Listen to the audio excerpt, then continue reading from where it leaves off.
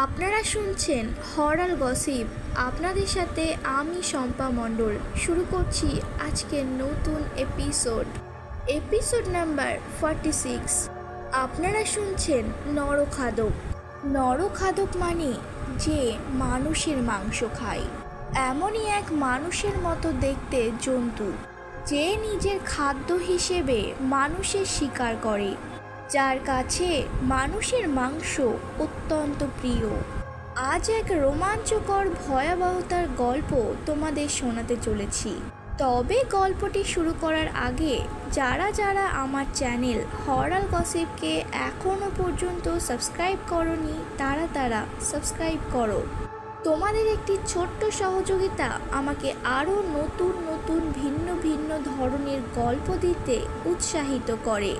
চলো এবার আজকের গল্প নরখাদক শুরু করা যাক। ভুবনপুর এক অজপাড়াগা, আর তার ঠিক পাশেই রয়েছে এক ঘন জঙ্গল। ওখানকার গ্রামের মানুষেরা ওই জঙ্গলে ঢুকতে ভয় পায়। ওই গ্রামের মানুষেরা বলে ওখানে নাকি নরখাদক থাকে। ওই জঙ্গলের গভীরে যদি কেউ একবার প্রবেশ করে সেখান থেকে আর নাকি কোনো মানুষই ফিরে আসে না। তাই ওই গ্রামের মানুষেরা ভুলে ওই জঙ্গলের মধ্যে প্রবেশ করে না। ওই জঙ্গলের মধ্যে তাদের নানান প্রয়োজনাদি জিনিসপত্র থাকলেও তারা ভুলেও ওখানে যায় না। ভয়াবহতার এক কালো ছায়া সেই জঙ্গলকে ঘিরে রয়েছে, আর সেই জঙ্গলের পাশ দিয়ে এক বড় রাস্তা তৈরি হয়েছে তাদের গ্রামে যাওয়ার জন্য। সন্ধ্যার পর আর সেখানে কেউই যায় না। সেই গ্রামে যতই বিপদ আসুক না কেন তারা কোনো মতেই জঙ্গলের রাস্তা দিয়ে শহরের পথে যায় না। সন্ধ্যার পর সেখানে নিস্তব্ধতার এক ছায়া ঘোরাফেরা করে। সেই ভুবনপুর গ্রামে হেলথ চেকআপের জন্য আসে কিছু ডক্টর। গ্রামের মানুষরা সেরকমভাবে সুযোগ সুবিধা পায় না বলে তারা আসে তাদের চিকিৎসা করার জন্য। 12 জন বড় বড় ডক্টর আর কিছুজন নার্স আসে এখানে। তারা সকলে এসেছিল একদিনের জন্য। তারা সেদিন বিকেলের মধ্যেই পৌঁছে গিয়েছিল। সেদিন বিকেল হয়ে গেছিল বলে হেলথ চেকআপ করা তাদের পক্ষে সম্ভব ছিল না। তাই তারা পরের দিন গ্রামের মানুষজনের হেলথ চেকআপ করার কথা জানায়। সেদিন রাতটা তারা গ্রামেই কাটিয়েছিল। কিছু গ্রামের মানুষজন তাদের বাড়িতে তাদের আশ্রয় দিয়েছিল। পরের দিন সকালে যথাযথ সময়ে হেলথ চেকআপ শুরু হয়ে যায়। শয় গ্রামের মানুষজন চেকআপ করাতে আসে। ডক্টররাও তাদের চিকিৎসা বেশ ভালোভাবেই করে। আর যাদের চিকিৎসা এখানে করা সম্ভব নয় তাদেরকে হসপিটালে গিয়ে চিকিৎসা করার পরামর্শ দেয়। গ্রামের মানুষজনের রক্ত পরীক্ষা করার জন্য রক্ত সংগ্রহ করে নেয় তারা। যথাযথ তাদের কাজ শেষ করতে বিকেল হয়ে যায়। তারা শহরে ফেরার জন্য যথাযথ তাদের জিনিসপত্র গুছিয়ে নিয়ে বেরিয়ে পড়ার জন্য উদ্যত হয়।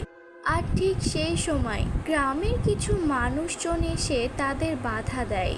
সেই 12 জন ডক্টরদের বলে এই গ্রামে সন্ধ্যার পর আর কেউ বাইরে যায় না। আপনাদেরও অনুরোধ করছি এখান থেকে বাইরে যাবেন না, কাল সকালে যাবেন। তখন ডক্টররা বলে কেন বাইরে যাব না কেন? এই গ্রাম থেকে সন্ধ্যার পর বাইরে গেলে কি হয়? আপনারা কি কুসংস্কারে বিশ্বাস করেন? তখন সেখানে উপস্থিত থাকা গ্রামবাসীদের মধ্যে থেকে একজন বলে শহরে যাওয়ার জন্য জঙ্গলের পাশ দিয়ে যে রাস্তাটি তৈরি হয়েছে সেই রাস্তায় সন্ধ্যার পর যদি কেউ যায় সে আর ফিরে আসে না। তারা সম্পূর্ণরূপে নিরুদ্দেশ হয়ে যায়। তাদের সাথে কি ঘটে আর তাদের সাথে কি হয় সেটা আমরা আজ পর্যন্ত কেউই জানতে পারিনি। প্রত্যেকেরই প্রাণের ভয় আছে, তাই আমাদের গ্রামের প্রত্যেককে সাবধান করা আছে। যাই ঘটে যাক না কেন সন্ধ্যার পর আর কেউ শহরের দিকে পা বাড়াবে না। আপনাদেরও অনুরোধ করছি ডক্টরবাবু, আপনারাও কেউ যাবেন না। দয়া করে আমাদের কথা শুনুন। 12 জন ডক্টরের মধ্যে কিছুজন ডক্টর বলে হ্যাঁ থেকে গেলে হয়, বেকার রিস্ক নিয়ে লাভ কি? আবার তাদের মধ্যে কয়েকজন বলে এসব গ্রামের মানুষের মনের ভ্রম, এসব অন্ধবিশ্বাস। 2024-এ দাঁড়িয়ে এসব কথা মানার কোনো মানেই হয় না। তাদের মধ্যে একজন ডক্টর গ্রামবাসীদের বলে, জঙ্গলের পাশের রাস্তায় কি থাকে সেটা কি আপনারা জানেন? গ্রামবাসীদের মধ্যে একজন বলে, ওখানে নরখাদক থাকে শুনেছি, যে মানুষের মাংস খায়। তাই আপনাদের দয়া করে অনুরোধ করছি, আপনারা কেউ যাবেন না, আমাদের গ্রামেই থাকুন। 12 জন ডক্টরের মধ্যে কিছুজন ডক্টর ফিরে যেতে চায়, আর কিছুজন ডক্টর থেকে যেতে চায় গ্রামে। কিছুজন ডক্টর বলে, এসব কুসংস্কারে আমরা বিশ্বাস করি না। আর কিছুজন ডক্টর নিজের প্রাণের ভয়ে ওই গ্রামেই থেকে যায়। 4 জন মতো ডক্টর নিজের প্রাইভেট গাড়ি করে বেরিয়ে পড়ে ওই রাস্তা দিয়ে শহরের উদ্দেশ্যে। মলয়, ঋতু, অনিশা আর কৌশিক, ওরা 4 জনে মনে করে এগুলো গ্রামের মানুষের অন্ধবিশ্বাস। সন্ধ্যার পর যাতে কেউ বাইরে না বেরোয় তাই এইরকম কথাবার্তা তারা রটিয়ে রেখেছে। জঙ্গলের পাশ দিয়ে গাড়িটি যেতেও শুরু করেছে। ঘুটঘুটে অন্ধকার, চারপাশে কোনো আলো নেই। গাড়িতে জোরে জোরে গান বাজছে, হাসি ঠাট্টা আনন্দে তারা মেতেই রয়েছে। গাড়িটা চালাচ্ছিল মলয়। হঠাৎ করে তাদের সামনে কিছু একটা চলে আসে আর মলয় গাড়িটা থামায়। অনিশার একটু একটু ভয় করছিল। মলয় বাইরে যেতে চায়, কিন্তু অনিশা বারণ করে, কোনো মানুষ যদি হয় আর তার যদি আঘাত লাগে, আমি তো একজন ডক্টর, আমার তো দেখা উচিত। এত ভয় করিস না, আমাকে দেখতে দে কি হয়েছে। তখন অনিশা বলে, চল আমরাও যাই ওর সাথে, ও একা একা কি করবে। তখন ওরা 4 জনে বাইরে যায়। ওরা নিজেদের মোবাইলের লাইটগুলো জ্বালিয়ে নেয় আর গাড়ির আলোটাও জ্বালিয়ে রাখে। ভয়ে ভয়ে 4 জনেই সামনের দিকে এগিয়ে যায়। 4 জনেই ফোনের লাইট দিয়ে দেখে একজন মানুষ উপর হয়ে পড়ে আছে। মানুষটি বেঁচে আছে কিনা সেটা দেখার জন্য মলয় তাড়াতাড়ি করে চেক করতে যায়। যখনই মলয় তার হাতটা ধরে, তখনই সেই উপর হয়ে পড়ে থাকা ব্যক্তিটি নড়ে চড়ে উঠে বসে। প্রত্যেকেই ভালো করে এবার লোকটিকে দেখে। হিংস্র জন্তুর মতো তার চেহারা, তার চুলগুলো অত্যন্ত লম্বা, তার হাতে আর পায়ে বড় বড় নখ, তার গায়ের রং কেমন একটা মলিন ফ্যাকাশে। সে দেখতে অনেকটা মানুষের মতো হলেও আসলে একটা জন্তু, যে প্রতিনিয়ত তার শিকারের খোঁজ করে চলেছে। 4 জনই ওই জন্তুটিকে দেখে ভয় পায়। ওই জন্তুটি আচমকায় আক্রমণ করে ওই 4 জনের ওপরে। প্রথমে আক্রমণ করে মলয়ের ওপরে, কারণ মলয় তার হাত ধরেছিল। তার বড় বড় দাঁত দিয়ে মলয়ের হাতে একটা জোরে কামড় বসায়, খুবলে তার মাংস খেয়ে নেয়। খুব জোরে তার হাতটা ধরে টানে আর তার হাতটা খুলে যায়। তারপর বাঘের মতো তার গায়ে ঝাঁপিয়ে পড়ে আর খুবলে খুবলে তার মাংস খেতে থাকে। রক্তে ভেসে ওঠে চারিদিক। মারা যায় মলয়, আর বাকি 3 জন ছুটে পালাতে যায়। 3 জনই জোরে দৌড়তে থাকে। ওই মানুষের মতো দেখতে জন্তুটি নিজের হাতকে পা বানিয়ে বাঘের মতো দৌড়তে থাকে, তাদেরকে ধাওয়া করতে থাকে। অনিশাকে এক লাফ দিয়ে ধরে ফেলে ওই জন্তুটি।